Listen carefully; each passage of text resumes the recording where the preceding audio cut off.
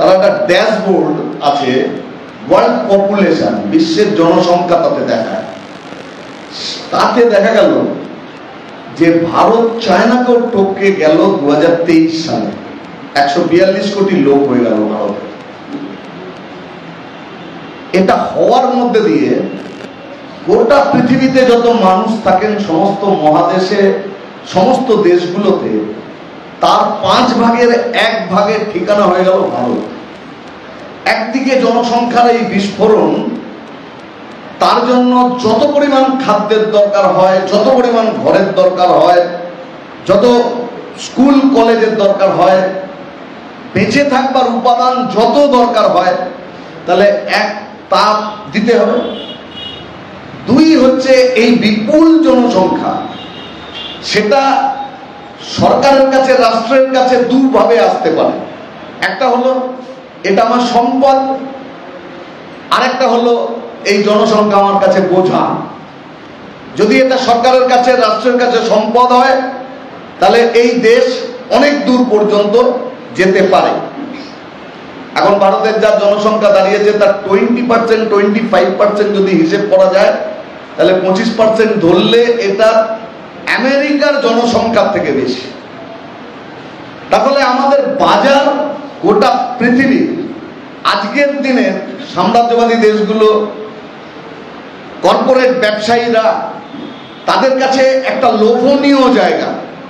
এখানে অসংখ্য দরিদ্র মানুষ, কিন্তু এর 25% লোক যা ইচ্ছে তাই কিনতে পারে।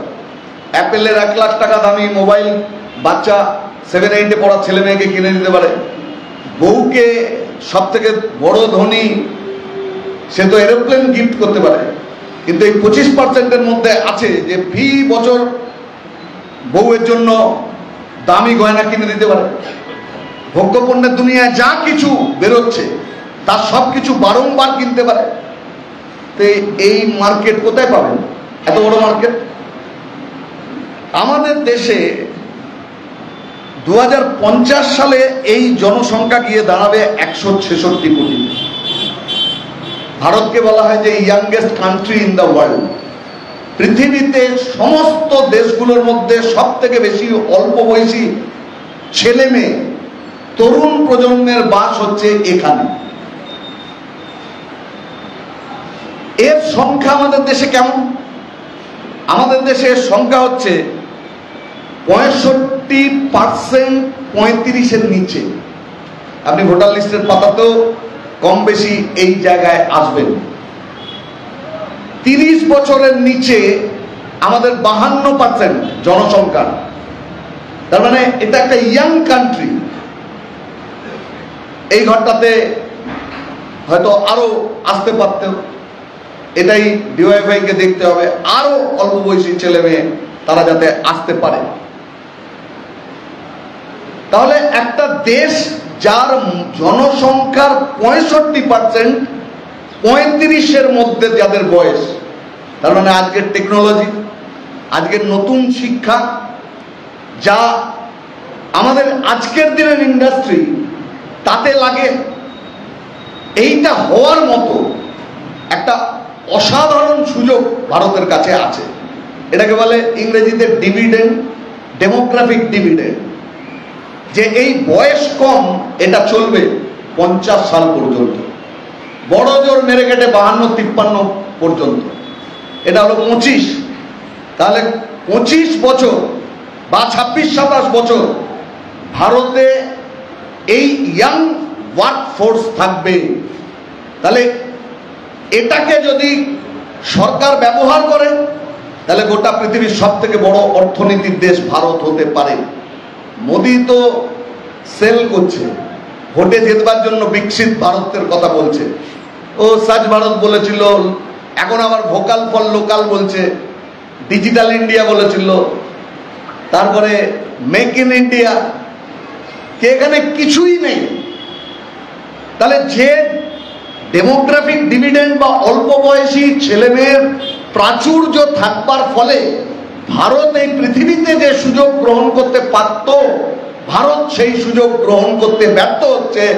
নরেন্দ্র মোদী, মমতা বন্দ্যোপাধ্যায়, এদের গৃহীত অনুসৃত নীতি, যাকে বলে নয়া উদারবাদী নীতি, সেই কারণের জন্য ভারতে গড় বয়স সেটা এখন দাঁড়িয়েছে 29।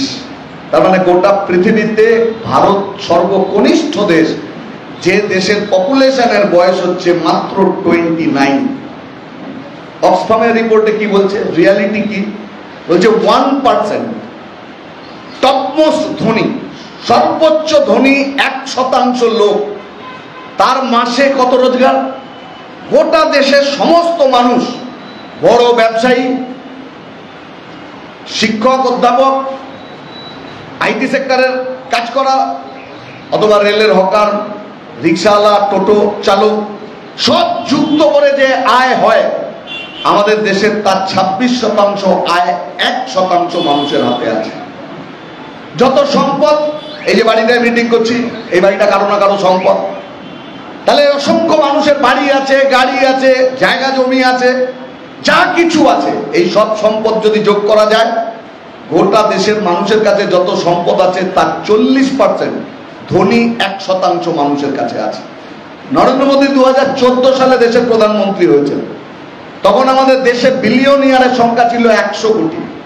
24 সালে বিলিয়নিয়ারের পরিমাণ হয়েছে 200 কোটি, ডাবল করে দিয়েছে। কিন্তু আমাদের ছেলে মেয়েদের কাছে কোনো কাজ নেই।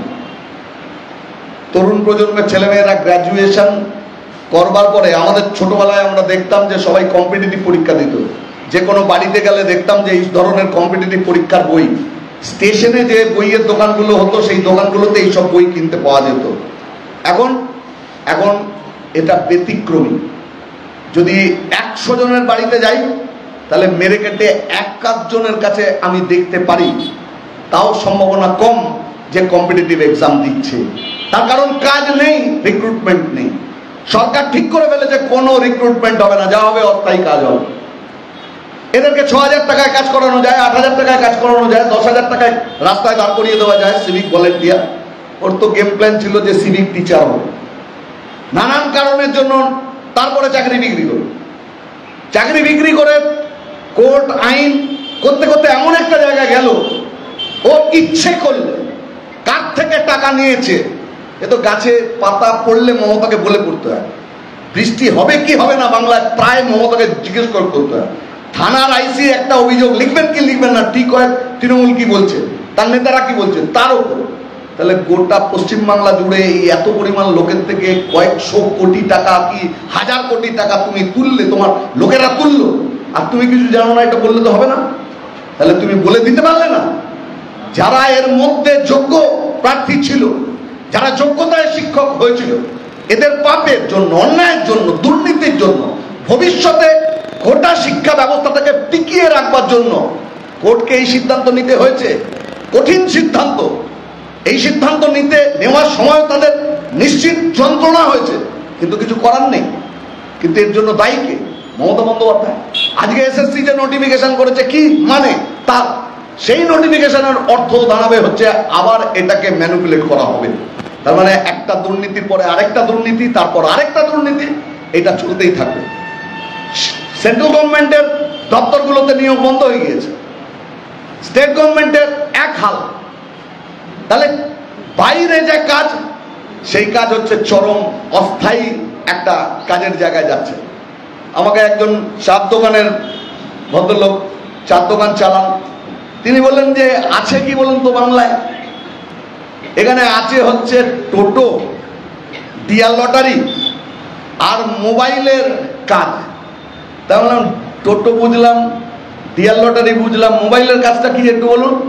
বললো মোবাইলের কাজ হচ্ছে যে এই যে গাড়ি চালায়, বাইক চালায়, লোকের বাড়িতে খাবার ডেলিভারি করে, জিনিসপত্র ডেলিভারি করে, মানে অ্যামাজন, ফ্লিপকার্ট, জোম্যাটো, সুইগি ইত্যাদি। বললে এই তো 3টে কাজ আছে, এর বাইরে কোনো কাজ নেই। এখানে রোজগার কত? গোটা দেশে শহরাঞ্চলে মানুষের রোজগার তা দাঁড়িয়েছে 14,000 টাকা গড়, আর গ্রামে 9,000 টাকা। আপনি মাথায় রাখবেন, এই 14,000 টাকার মধ্যে কিন্তু প্রফেসরের মাইনেও আছে, বৃহৎ ব্যবসায়ী মাইনে আছে, এই রোজগার আছে। আবার যে রেলে হকারি করছে, টোটো চালাচ্ছে, অটো চালাচ্ছে, যোগানদারের কাজ করছে, দিনমজুরের কাজ করছে, ক্ষেত মজুরের কাজ করছে, এদেরও রোজগার আছে। তার ফলে 2000 টাকা মাসিক রোজগার থেকে শুরু করে 1 লক্ষ টাকা 1.5 লক্ষ টাকা মাসিক রোজগার, এই সবটা টোটাল জনসংখ্যা দিয়ে ভাগ করলে যে সংখ্যা দাঁড়ায় তাতে শহরে 14,000 আর গ্রামে 9,000। পাল্লা দিয়ে জিনিসের দাম বেড়েছে, এর সঙ্গে সঙ্গতিপূর্ণ নয়। সব থেকে বেশি আক্রান্ত হচ্ছে এই তরুণ প্রজন্ম। মমতা এবং মোদী তারা এই প্রজন্মের সমস্ত স্বপ্ন ভবিষ্যৎ চুরমার করে দিয়েছে। আজকে ছেলেপেলেরা স্থায়ী কাজ বলে কোনো বস্তু হয় এটা বিশ্বাস করেন। আমরা একদিন এই সিগনেচার ক্যাম্পেন হচ্ছে, কয়েকটি ছেলে আমায় বললো তাদের পাড়ায় গেছি, ওরা বলতা কি করছো তোমরা? বললাম যে এই সিগনেচার ক্যাম্পেন করছি। বলো কি বিষয় আছে? তা আমি অল্প বয়স থেকে বললাম যে এই তো যাতে সবার কাজ হয় তার জন্য। ওরা হাসলো, বললো হাসছো কেন তুমি? বললো হাসবো না, এখানে কাজ কোথায়? যা চুইয়ে আসবে মানুষ বেঁচে থাকবার জন্য, ও ঠিক সেটাকে ধরবার জন্য যাবে। কন্টেনারের মধ্যে চা বানালো, আর মোবাইল ফোনে ফোন এলো, এই আমার অফিসে 2 চা দিয়ে যা। ও চলে গেল, সাইকেল চালাতে চালাতে চা দিল। তার মধ্যে আরেক জায়গা থেকে ফোন এলো, এই আমার এখানে 4টে চা দিয়ে যা। যতক্ষণ চা থাকলো বিক্রি করলো, তারপর আবার বাড়ি গেল, আবার কন্টেনারে ভর্তি করলো। আচ্ছা, এটা মমতার বুদ্ধি লাগে, মোদির বুদ্ধি লাগে। এই কাজটা যখন দেওয়ালে পিঠ ঠেকে যায়, বাড়ির লোকগুলোর সকলে মিলে বাঁচতে হয়, তখন মানুষ এই ধরনের জায়গায় আসতে বাধ্য হয়। কিন্তু সরকারের দায়িত্ব যা ছিল, সরকার সেই দায়িত্ব পালন করল না। আচ্ছা, আজকের দিনে যে কাজ আসছে, এখন শুনেছেন চারিদিকে এই আলোচনার মধ্যে এসে গেছে এআই। আমরা অনেকে এআই ব্যবহার করছি, তো সমস্ত কাজের মধ্যে এআই ঢুকে যাচ্ছে। মেশিন লার্নিং একটা নতুন শব্দ এসে উপস্থিত, ডেটা সায়েন্স নতুন ব্যাপার এসে যাচ্ছে। তাহলে বলছে আজ থেকে 10 বছর বাদে পৃথিবীতে 90% কাজ সেটা এআই এর ওপরে দাঁড়িয়ে করতে হবে। তাহলে আজকের যে তরুণ প্রজন্ম, তাকে যদি আমি এই নতুন শিক্ষায় শিক্ষিত করতে না পারি, তাহলে তার ধাক্কা গিয়ে পড়ছে যে এখন আর কলেজে কেউ এই পাঞ্চালীরা পড়ায়। আমি ওদের কলেজেই জিজ্ঞেস করেছিলাম গতবার টিচারদের, তাকে দেখলাম যে বলছে ইকোনমিক্স অনার্স কেউ ভর্তি হচ্ছে না, ফিজিক্স অনার্স কেউ ভর্তি হচ্ছে না, কেমিস্ট্রিতে কেউ ভর্তি হচ্ছে না, ম্যাথসে কেউ ভর্তি হচ্ছে না, কম্পিউটার সায়েন্সে ওদের যিনি পড়ান তিনি বলছেন না আমার 2টো ছাত্রী ভর্তি হয়েছে। বললাম যে আপনার তো নতুন সাবজেক্ট, তাতেও ভর্তি হচ্ছে না? বললাম না। তাহলে প্রথাগত এই শিক্ষার ওপরে ছেলে মেয়েদের আগ্রহ কমে যাচ্ছে কেন? এইটার পর কি যদি বাবাকে গিয়ে বলতে হয় যে আমাকে 1 লাখ টাকা দাও, আমি টোটো চালাবো? টোটো চালানোটা কোনো খারাপ কাজ না, কিন্তু তার জন্য রবীন্দ্রভারতী ইউনিভার্সিটি, বর্ধমান ইউনিভার্সিটিতে গিয়ে হিস্ট্রিতে এমএ করতে হয় না। কিন্তু আজকে প্রচুর লেখাপড়া জানা শিক্ষিত ছেলে মেয়ে এই কাজ করতে বাধ্য হচ্ছে। তাদের জন্য কাজ নেই, লেখাপড়ার প্রতি আগ্রহ কমছে। এই তো 1 বছরের হিসেব হচ্ছে 2 কোটি ড্রপ আউট হয়েছে। মিড ডে মিল হচ্ছে, কন্যাশ্রী প্রকল্প হচ্ছে। তাহলে তো সরকারকে ভেবে দেখতে হবে এই প্রকল্পগুলো কেন ড্রপ আউট বন্ধ করতে পারছে না, নাবালিকা বিবাহ বন্ধ করতে পারছে না। অল্প বয়সের ছেলেমেয়েরা গ্যারেজে কাজ করছে, এখানে ওখানে কাজ করতে যাচ্ছে, পরিযায়ী শ্রমিক হয়ে বাইরে চলে যাচ্ছে, কেন আটকাতে পারছে না? তাহলে গভর্নমেন্ট এমন কিছু করছে যার জন্য এটা থাকছে না। এমপ্লয়মেন্টের চেহারাটা কি? CMI, centre for monitoring of Indian economy. আমাদের দেশে কোনো স্টাডি এইসবে হয় না তেমন, তাতে দেখাচ্ছে 7.7%। এই প্রথম ভারতের সরকার তার বিরুদ্ধে সর্বোচ্চ বেকারির অভিযোগ যখন তৈরি হয়েছে, যে ভারতের স্বাধীনতার পর থেকে এত বেকার কখনো হয়নি যা মোদির আমলে হয়েছে।